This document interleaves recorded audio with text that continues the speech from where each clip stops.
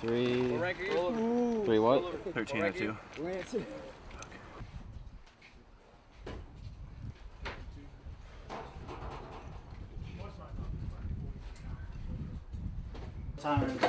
Every safety we could get, don't they teach this one or they tell you about this one? Assemble whenever you need to gather people up. Hand and arm toward the squad leader, palm in the hand. Palm of the hand distinctly move the hand up and down several times from the wrist, holding the arm steadily. Signal is necessary the arm to return along the front of the body in the starting position and is pretty much the opposite of close up, right? At hip level, bend both arms at elbows, palms up, and shrug shoulders in the manner of universal. Also, your stimulator, area, I almost forgot, it needs to be big enough that you have enough room. Perpendicular line to the direction of your bend at this position. The longer you take, the more you lose. The Sapper Creed! I am a Sapper leader, the cutting edge of my country's sword. I will always endeavor to complete my Sapper mission. I will strive to sharpen my Sapper skills and the skills of those I support. Sappers lead the way!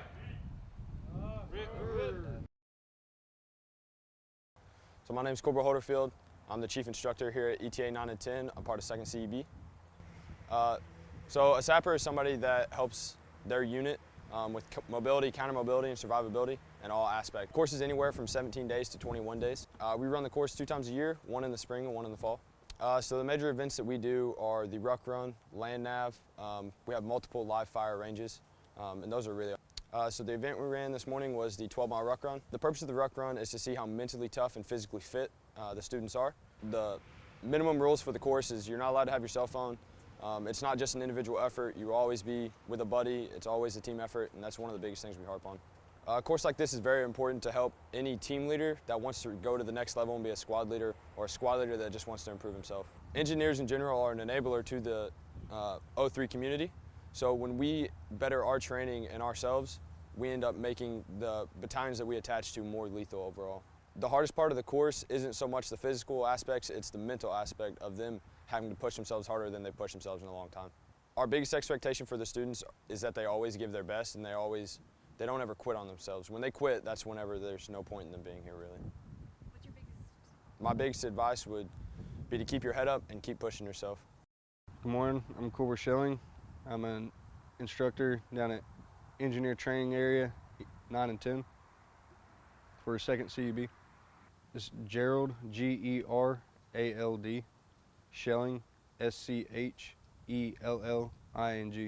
Sapper?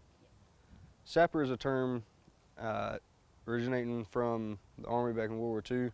They were specialized soldiers that went behind enemy lines to breach through obstacles.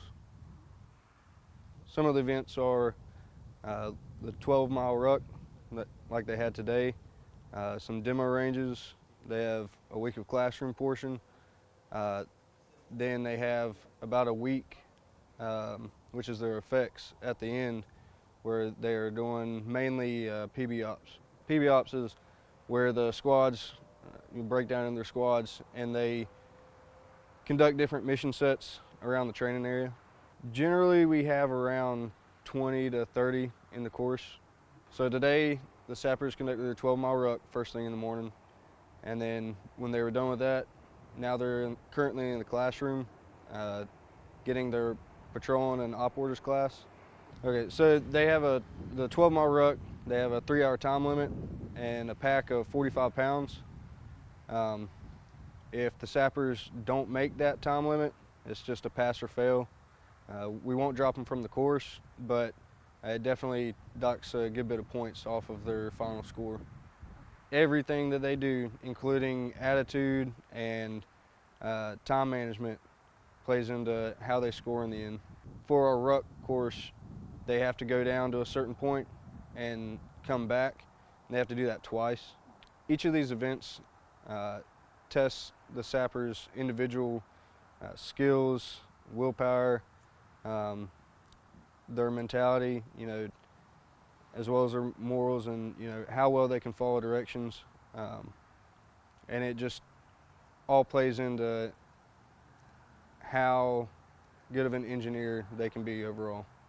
They don't get their phones.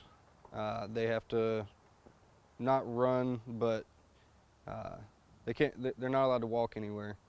They have to go with a buddy everywhere, keep their water source on them.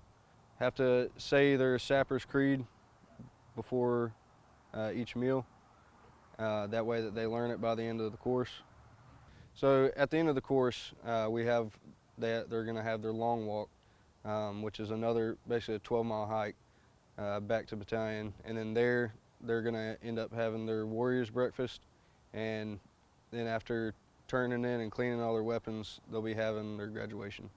Overall purpose of the course is, Marine Corps wide, but specifically for the engineer community, so that we can create better leaders, at the platoon and squad level, and send them back to the battalions. That way that they can take what they learn here and teach it to all their Marines back at in their individual units.